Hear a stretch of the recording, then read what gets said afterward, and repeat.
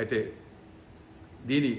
ఉద్దేశం ఏంటంటే ఒకసారి ఈ 100 crores అడిషనల్ శాంక్షన్ అయితే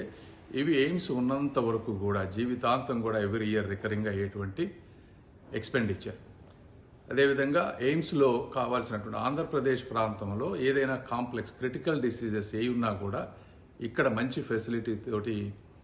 పేదవారికి మధ్యతరగతి వారికి అత్యంత ఉపయోగపడేటువంటి ఫెసిలిటీ ఆంధ్రప్రదేశ్లో ఈ ఎయిమ్స్.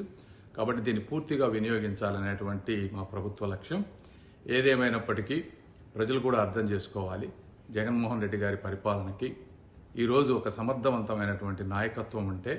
అదే ఇప్పుడు ఈ విధంగా చూస్తే ఇప్పుడు నారా లోకేష్ గారు 2 CSR బస్సులు తీసుకొచ్చి మంగళగిరి ప్రాంత ప్రజల్ని ఎయిమ్స్కి తీసుకువెళ్లే విధంగా వారు చేయటం కానీ, ఇలా ప్రతి ఒక్కరూ కూడా వారి స్థాయిలో